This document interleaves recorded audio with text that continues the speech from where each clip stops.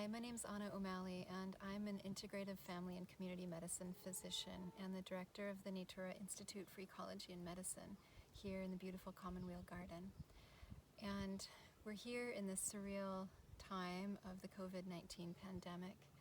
And as a primary care physician and a person who loves very much the natural world and the healing power of plants and food, I've been asked, what sort of things can we be doing right now beyond the absolutely essential social distancing and hand washing and impeccable hygiene and all of these things that we know about. And the good news is we know a lot about how the immune system works. We know a bit about how this virus works, and we know how it drives an inflammatory response in some people. But truthfully, we don't have a lot of studies on how different aspects of supplementation or food affect this particular virus, but there's a lot that we do know. So I just wanted to share what I'm sharing with my patients, with my family members and loved ones, that there is a lot we can do to support our immune system so that if we are one of those 40 to 70% of us who will encounter and be infected by this virus, that we're in the strongest place possible to recover. So the good news is there's lots that we can do. I personally have been taking better care of myself than I have for a while by getting a really good night of sleep every night, not staying up too late working, watching my stress response. We know that getting good 8 hours of sleep at night really does support our immune system.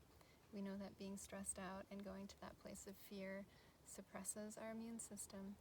And so having some practices in place so that we can get into a meditative way of being. Having pets like my cat who's coming to join us here are great for our immune system, and as is play and laughter and appreciation of beauty. All of these things really make a big difference for our immune system. We also know that the plant world is full of supportive allies that are loaded with antioxidants and antimicrobial agents and other phytochemicals like flavonoids that dampen the inflammatory response and support the immune response.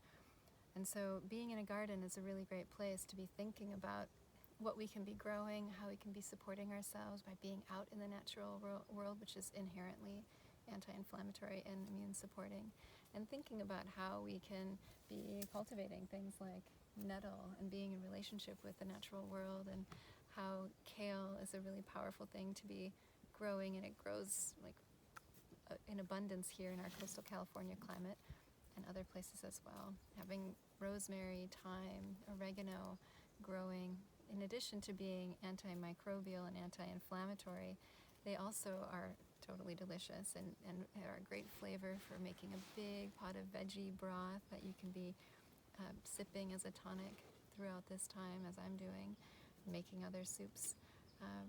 But they also, you can make a strong tea out of thyme and oregano, and it has these cough suppressing effects, which is really lovely if on the other side of the virus, after you're recovering, you have that lingering cough that so many viruses cause. This is not to say that, just being out in sunshine and having fresh air and eating your vegetables is enough to fight off this virus. We know it's a really serious situation, of course, but doing everything that we can in our life and in our lifestyle and in how we're nourishing ourselves and the choices that we make every day and how we are with each other make a big difference right now. It's a really strange time, and a lot of people are going through a really, really hard time. So holding each other, even as we're physically separated, but being in a supportive, loving, emotionally connected way of being with each other in whatever way we can is really essential, and it supports our immune system as well. So we here in the Commonweal Garden are going to be exploring different ways of supporting people and putting out different recipes inspired by what's growing in the cultivated and wild world, and we'll be seeing how things unfold and what else we're called to do. So, thank you.